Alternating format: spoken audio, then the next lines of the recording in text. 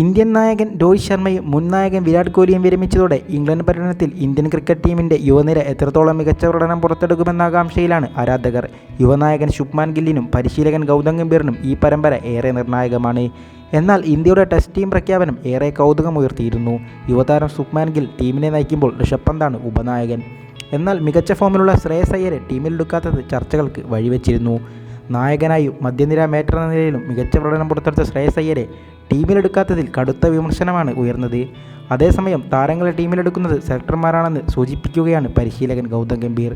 Shreyas അയ്യരെ test ടീമിൽ നിന്ന് ഒഴിവാക്കിയതുമായി ബന്ധപ്പെട്ട മാധ്യമപ്രവർത്തകരുടെ ചോദ്യത്തിന് കൃത്യമായ ഉത്തരം നൽകാൻ ഗംഭീർ തയ്യാറായില്ല. ഞാൻ സെലക്ടറല്ല എന്നു മാത്രമാണ് ഇന്ത്യൻ പരിശീലകൻ പ്രതികരിച്ചത്.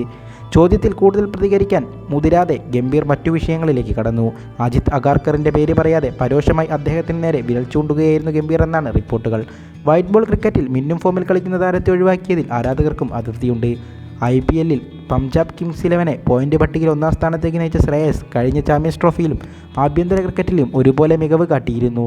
രോഹിത് ശർമ്മയും വിരാട് കോഹ്ലിയും വിരമിച്ചതോടെ ടെസ്റ്റ് ടീമിൽ നിരവധി പുതുമുഖങ്ങൾക്ക് അവസരം ലഭിച്ചപ്പോഴും ശ്രേയസിനെ സെലക്ടർമാർ പരിഗണിച്ചില്ല.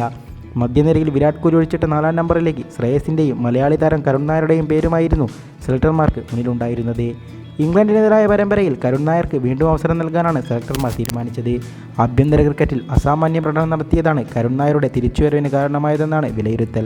എന്നാൽ 3 ഫോർമാറ്റിലും തിളങ്ങിയിട്ടും എന്തുകൊണ്ട് ശ്രേയസിനെ ടെസ്റ്റ് ടീമിലേക്ക് പരിഗണിക്കുന്നില്ല എന്ന ചോദ്യം അപ്പോഴും ബാക്കിയാണ്. റെഡ് ബോൾ ക്രിക്കറ്റിൽ നേരത്തെ കളിച്ചിട്ടുണ്ടെങ്കിലും ശ്രേയസ് അയ്യരെ നിലവിൽ ടെസ്റ്റ് ടീമിൽ ഉൾക്കൊള്ളിക്കാൻ ഇടമില്ലെന്നാണ് നേരത്തെ അഗാർക്കർ വിശദീകരിച്ചത്. ഏകദിന പരമ്പരകളിലും ആഭ്യന്തര ക്രിക്കറ്റിലും മികച്ച പ്രകടനം കാഴ്ചവെച്ചയാളാണ് ശ്രേയസ് അയ്യർ. പക്ഷേ നിലവിൽ ടെസ്റ്റ് ക്രിക്കറ്റിൽ അദ്ദേഹത്തിനിടമില്ല. അഗാർക്കർ പ്രതികരിച്ചത് ഇങ്ങനെയാണ്. കഴിഞ്ഞ ദിവസം ഡൽഹിയിൽ Goswami Ganesh Dutt memorial cricket tournament ഉദ്ഘാടനം ചെയ്യാനെത്തിയ ഇന്ത്യൻ പരിശീലകൻ ഗൗതം ഗംഭീറിനോടും മാധ്യമങ്ങൾ ഇതേ ചോദ്യം ആവർത്തിച്ചിരുന്നു. എന്തുകൊണ്ടാണ് ശ്രേയസിനെ ഇംഗ്ലണ്ട് പര്യടനത്തിനുള്ള ടീമിലെടുക്കാതിരുന്നത് എന്ന ചോദ്യത്തിന് താൻ സെലക്ടറല്ല എന്ന ഒറ്റവാക്കിലുള്ള മറുപടിയായിരുന്നു ഗംഭീർ നൽകിയത്. ശ്രേയസിനെ തഴഞ്ഞതിൻ്റെ ഉത്തരവാദിത്തം പൂർണ്ണമായും സെലക്ടർമാരുടെ ചുമലിലേക്ക് വെക്കുകയായിരുന്നു ഗംഭീർ എന്ന് വിലയിരുത്തലുമുണ്ട്. കഴിഞ്ഞ രഞ്ജി ട്രോഫിയിൽ മുംബൈക്കായി 5 മത്സരങ്ങളിൽ 2 സെഞ്ചുറി അടക്കം 68.57 ശരാശരിയിൽ 480 റൺസ് അടിച്ച് ശ്രേയസ് തിളങ്ങിയിരുന്നു. അതിന് പിന്നാലെ ചാമ്പ്യൻസ് ട്രോഫിയിൽ ഇന്ത്യയുടെ ടോപ്പ് സ്കോററായും ശ്രേയസ് തിളങ്ങി. ഷോർട്ട് പിച്ച് പന്തുകൾക്കെതിരെ ഉണ്ടായിരുന്ന ബലഹീനതയെയും ശ്രേയസ് മറികടന്നിരുന്നു. ഇന്ത്യയ്ക്കായി 16 ടെസ്റ്റിൽ ശ്രേയസ് അയ്യർ കളിച്ചിട്ടുണ്ട്. 1 സെഞ്ചുറിയും 5 അർദ്ധ സെഞ്ചുറിയുമുണ്ട്. 2024 ഫെബ്രുവരിയിൽ ഇംഗ്ലണ്ടിനെതിരെയാണ് അവസാനമായി ടെസ്റ്റ് കളിച്ചത്.